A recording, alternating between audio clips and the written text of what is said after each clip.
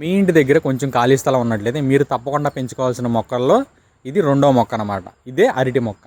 So ఈ అరటి పండు అనేది పేదవాడి పండుగ చెప్పుకుంటారు. ఏంటంటే ఇది కొంచెం చీప్గా దొరికిద్ది బయట. సో ఈ అరటి మొక్క పెంచుకునే విధానం ఏంటంటే, ఇవి అరటి పిలకలు అనేవి బయట ఉంటాయి. సో అవి తెచ్చుకుని మన ఇంటికాడ నాటుకున్నట్లయితే ఆటోమేటిక్గా అవే పెరిగి చెట్లు అవుతాయి అన్నమాట. ఒక్కసారి ఒక దుంప నాటుకున్నట్లయితే దాని నుంచి ఇలా పక్కనంట పిలకలు వచ్చి ఆటోమేటిక్గా రాను వచ్చే కాలంలో అవే చాలా అరటి చెట్లుగా డెవలప్ అవుతాయి. మనం ఇలా వచ్చిన పక్క పిలకల్ని రిమూవ్ చేసి కావాలంటే ఇంకా వేరే ఖాళీ స్థలంలో పెట్టుకోవచ్చు. ఓకే, ఇప్పుడు మనం అరటి కాయ లేకపోతే అరటిపండు బెనిఫిట్స్ తెలుసుకున్నట్లయితే, ఈ అరటిపండులో ఎక్కువగా potassium, vitamin B6 and vitamin C అధికంగా ఉంటాయి. సో పొటాషియం ఎక్కువగా ఉండటం వల్ల బ్రెయిన్ హెల్త్కి, అలాగే హార్ట్ యొక్క హెల్త్కి చాలా ఉపయోగపడుద్ది అనమాట. అలాగే విటమిన్ C ఉండటం వల్ల రోగనిరోధక శక్తి పెరిగిద్ది. అలాగే విటమిన్ B ఉండటం వల్ల కూడా ఇమ్యూనిటీ అండ్ బాడీకి చాలా మంచిది. అలా అని చెప్పి ఇది ఎక్కువగా అయితే తినకూడదనమాట. దీంట్లో సహజంగా ఉండే షుగర్స్, కార్బోహైడ్రేట్స్ అయితే ఉంటాయి.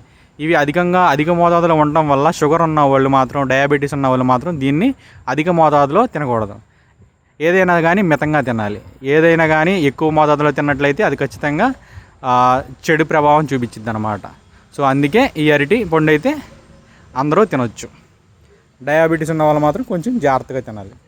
ఓకే, దీనికి వచ్చేపాటికి ఎరువులు బాగా మగ్గిన పశువుల ఎరువు కానీ, కోళ్ళ ఎరువు కానీ వేసుకోవచ్చు. అలాగే ఎప్పుడైనా మీకు ఖాళీ ఉన్నప్పుడు వాటర్ పట్టుకుంటాం, యూరియా, DAP, పొటాష్ వేసుకోవచ్చు ఉంటే. లేకపోతే పశువుల ఎరువు వేసుకున్నా చాలు. ఆటోమేటిక్గా ఇంటికాడే కాబట్టి మనం తోటలు వేగిపోయినా కానీ ఆటోమేటిక్గా అయ్యే పెరుగుతాయి. ఓకే, అలాగే దీనికి ఎక్కువగా వచ్చే తెగులు సిగటోకా తెగులు అని వచ్చింది. ఆకుపైన పసుపు రంగులోకి మారి ఆ చెట్టు అయితే ఎఫెక్ట్ అయ్యిద్ది అనమాట. సో ఇంటికాడ ఒక మొక్క పెంచుకునే పెద్ద ఇబ్బంది ఏమి ఉండదు. అదే తోటల వాళ్ళకి అయితే దానికి సంబంధించిన స్ప్రేలు అయితే కొట్టుకోవడం జరగాలి. అలాగే వర్షాకాలంలో ఎక్కువ నీళ్ళు ఉండటం వల్ల మొక్కలు అనేవి ఆకులు అనేవి బాగా పసుపు రంగులోకి మారిపోయి మొక్కలు చనిపోయే అవకాశం ఉంటుంది. అలాగే ఎక్కువగా నీళ్లు నిలబడడం వల్ల మొదలు అనేది కుళ్ళిపోయే అవకాశం ఉంది. కాబట్టి దీని నీళ్లు ఇంకిపోయే నేలలు కానీ, వాటర్ డ్రైనేజ్ ఫెసిలిటీ బాగా ఉండే నేలలు కానీ ఇది పెట్టుకోవటం చాలా సూటబుల్ అనమాట.